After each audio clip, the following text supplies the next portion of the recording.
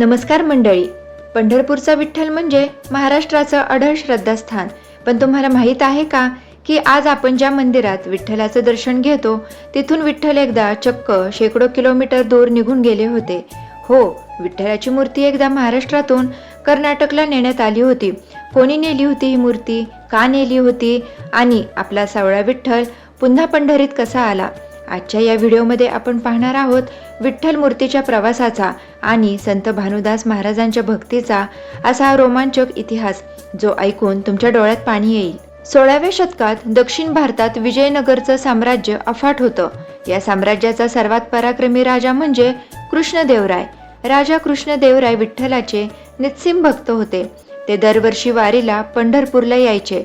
पण एके दिवशी त्यांच्या मनात विचार आला की माझा देव माझ्याच राजधानीत असायला हवा.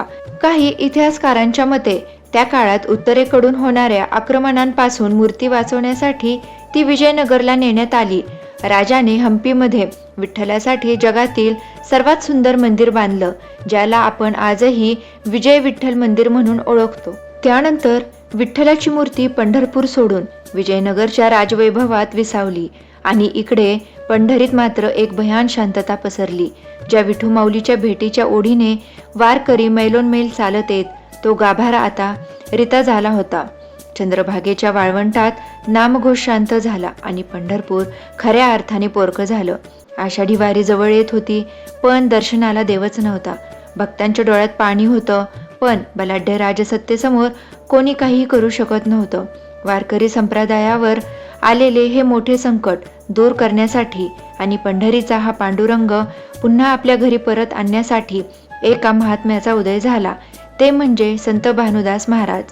भानुदास महाराज हे दुसरे तिसरे कोणी नसून आपल्या सर्वांचे लाडके संत एकनाथ महाराज यांचे पंजोबा होते.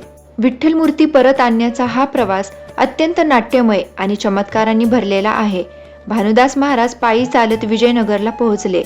तेथे त्यांनी पाहिले की विठ्ठल एका सोन्या चांदीने मढवलेल्या मंदिरात राजवैभवात आहेत.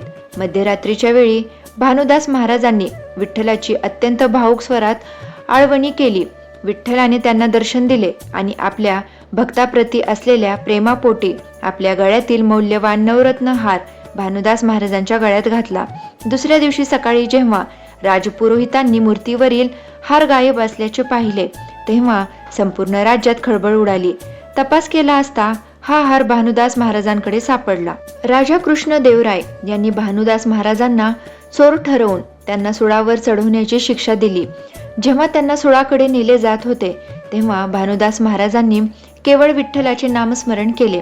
लोककथा आणि संत साहित्यातील उल्लेखानुसार ज्या लाकडी खांबावर त्यांना सुळावर चढवले जाणार होते, तो खांब अचानक जिवंत झाला आणि त्याला पालवी फुटून फुले आली. फाशीची दोरी फुलांच्या माळेत बदलली. हा महान चमत्कार पाहून राजा कृष्णदेवराय हादरले.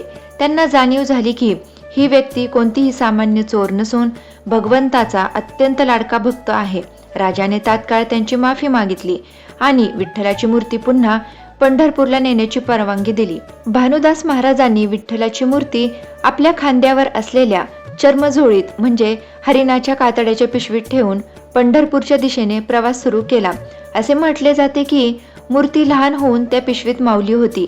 कार्तिकी एकादशीच्या दिवशी ही मूर्ती पुन्हा पंढरपुरात दाखल झाली. या घटनेमुळे वारकऱ्यांमध्ये आनंदाचे उधाण आले आणि विठ्ठलाची मंदिरात पुन्हा रीतसर स्थापना करण्यात आली.